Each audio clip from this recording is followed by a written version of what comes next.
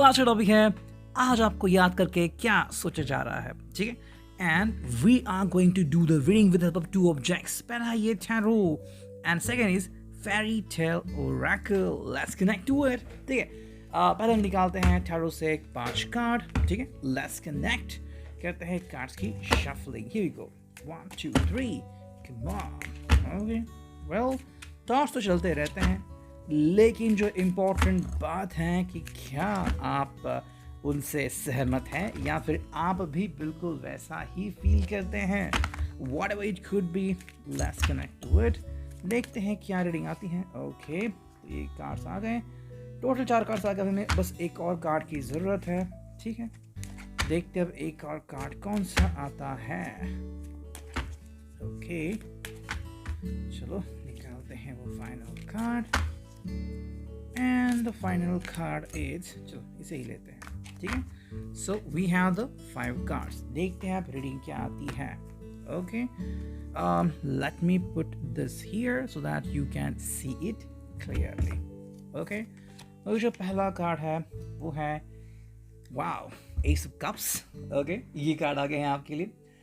That's a very fantastic and beautiful card. If you take a look at that, you know, ये है regarding emotion, Cancer, Scorpio, Pisces. And I would say more, you know, I think the person is trying to have a connection with you. Maybe a person आपसे एक बहुत ही ultimate connection महसूस करता है, and इसे ये connection सिर्फ बाहरी तरफ नहीं बल्कि दिल से फील करना है एंड कंटिन्यू करना है। कुछ रिश्ते होते हैं जो बस टेम्पररी होते हैं, फील तो होते हैं लेकिन उसका भविष्य कुछ आगे नहीं होता। ये पर्सन इस रिश्ते को आगे तक ले जाने के बारे में सोच रहा है, सो काफ़ी अच्छी बात है। नई जो कार्ड हमें दिख रहा है वो है 2 of cups. Okay, 2 of cups is here. इस सबसे बाद direct 2 of cups. I think ये पर्सन आपसे गिव एंड टेक करना चाहता है, ठीक है। फिर चाहे आपका लिटरली कम्युनिकेशन हो या फिर आप दोनों का इंटेलेक्चुअल बिहेवियर हो, जो भी चीज़ें आप दोनों के बीच में कॉमन हो, लाइक आपका पसंद का कलर हो वगैरह वगैरह। आई थिंक ये कुछ चीज़ें के साथ डेफिनेटली शेयर करना चाहते हैं ताकि आप भी वही महसूस करें जो ये पर्सन महसूस कर रहा है। Like the way the person communicates with you, connects with you, और जो फिर दिल लगी महसूस करता है ना, वो आपके साथ वो शेयर करना चाहता है। तो जो कार्ड है वो है the hierophant. That's all about the taurus. काफ़ी सही कार्ड। ये पर्सन एक्चुअली आपके साथ सुनहरा भविष्य देखने की कोशिश कर रहा है। You know, may be the person, अगर आप दोनों ऑलरेडी मैरिड हो या फिर कमिटेड हो, then this person is already in your life. Because of that I think ये पर्सन चाहता है कि आप दोनों का जो कनेक्शन है, जो लव कनेक्शन, ये आगे तक चला जाए एंड ये कंटिन्यू रहे। मे बी अगर आपने एंगेजमेंट के बारे में सोचा है या फिर about getting your marriage fixed, ठीक है, या फिर कमिटमेंट, तो ये दोनों के लिए काफ़ी सही कार्ड हो सकता है। हालांकि जनरल रीडिंग है, सो जितने भी कार्ड आपसे रिजोनेट होते हैं आप खुद देख लीजिए। नेक्स्ट जो कार्ड है वो है द फूल, ठीक है।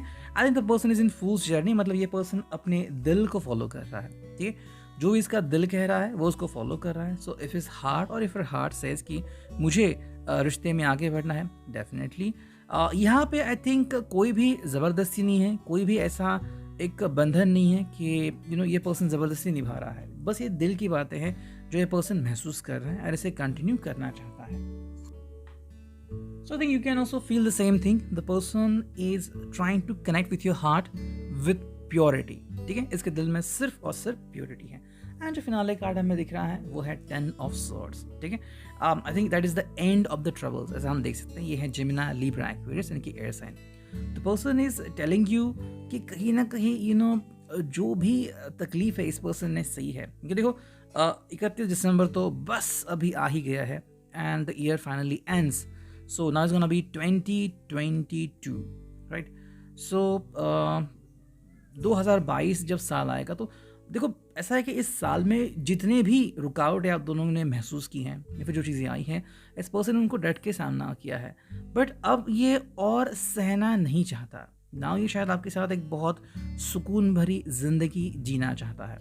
अब अगर आपने अपना फ्यूचर ऑलरेडी प्लान किया है कि हम आगे क्या करेंगे, घर लेने के साथ साथ आगे हम कैसे रहेंगे, कहाँ रहेंगे, हमारा रिश्ता किस लेवल तक जाएगा, I think the person is thinking all about that only, ठीक है। ये था regarding tarot and let's now move towards the fairy tale Oracle. देखते हैं यहाँ से हमें क्या रीडिंग मिलती है।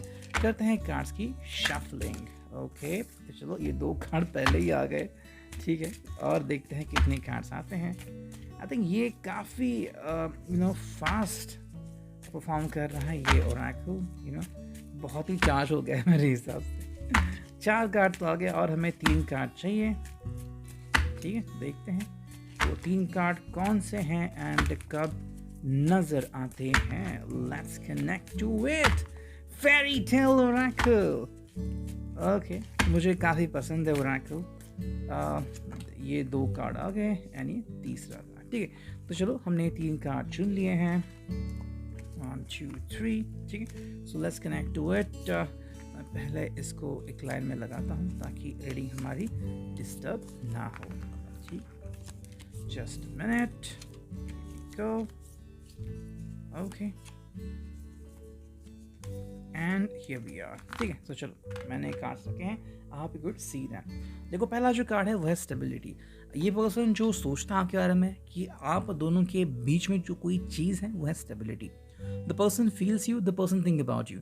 दोनों के बीच में एक बहुत ही अच्छा कनेक्शन, कहीं ना कहीं लग रहा है कि ये कनेक्शन थोड़ा सा अधूरा है, एंड कहीं ना कहीं आप भी ये फील करते हो।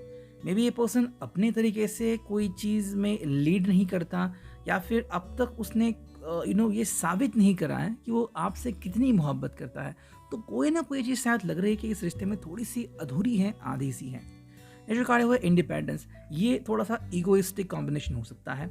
किसी का जॉब के प्रति जो कंपैशन है वो शायद इसके पीछे की वजह हो सकती है कि क्यों कोई पर्सन जो है वो ज़्यादा सोच रहा है। इंडिपेंडेंस मतलब somewhere my cats are playing, ठीक है। इंडिपेंडेंस मतलब somewhere the person is trying to prove that कि भाई दोनों की लाइफ काफ़ी इंपॉर्टेंट है, लेकिन जब दोनों की ईगो क्लैश होते हैं तो कहीं ना कहीं थोड़ी सी दिक्कत आ जाती है। थर्ड जो कार्ड है वो है marriage, and that's a beautiful card. देखो ये पर्सन चाहता है कि कहीं ना कहीं आप दोनों की जो कॉम्बिनेशन है वो सही हो जाए एंड आप दोनों मैरिज तक जाए। लेकिन कहीं ना कहीं ये भी हो सकता है अगर ये रीडिंग आप तक सही बैठती है, अगर आप किसी गलत व्यक्ति के साथ गठबंधन में हो, या फिर one of you is frustrated with your current person, तो ऐसा हो सकता है कि मे बी कि शायद अगर आपने कमिटमेंट दे भी दी हो, या फिर even if you are married you are not happy with that kind of person. पहले तो मुझे अलग वाइब आई थी, लेकिन जैसे ही मैं रीडिंग कर रहा हूँ तो अलग वाइब आ रही है। तो I think someone is not happy in this marriage. या तो आप हो सकते हो या फिर आपका पर्सन। ये चीज़ यहाँ पे ध्यान देने लायक है। वेटिंग फॉर लव, जैसे मैंने कहा 4th कार्ड यहाँ पे आ गया है।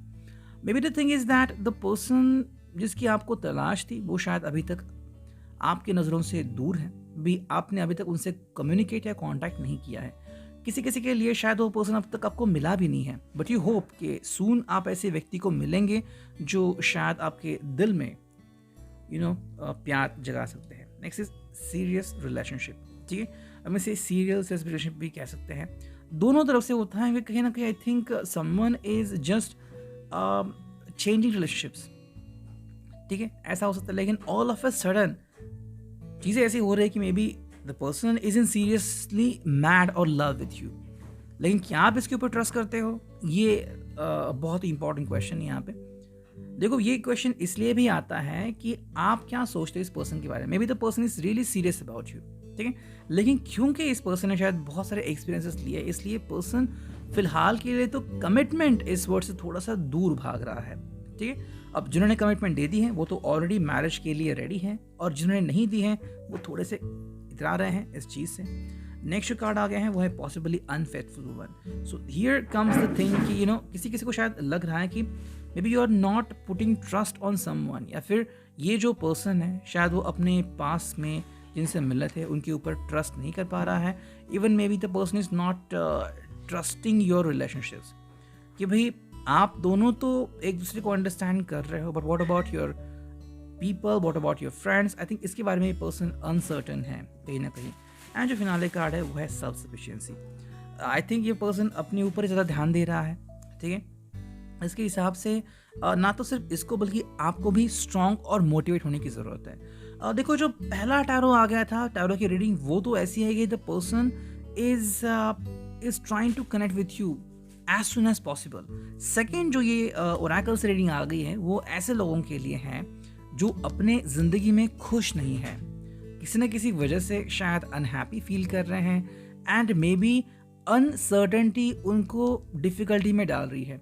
अभी मैंने एक न्यूज़ पढ़ी कि टर्की से कोई एक लेडी आई और उसने मतलब वहाँ पे एंगेजमेंट और शादी की थी आई थिंक, और फिर यहाँ से भारत पे आके उसने वापस एक शादी की, लेकिन वो यहाँ पे आ गई ट्रैवल करके to meet one of the भारतीय पर्सन सो ये जो एक चीज़ है कि उसने इतना डिस्टेंस ट्रैवल किया, ये उसमें एक्चुअली डिले क्यों हुआ? Because of the Covid.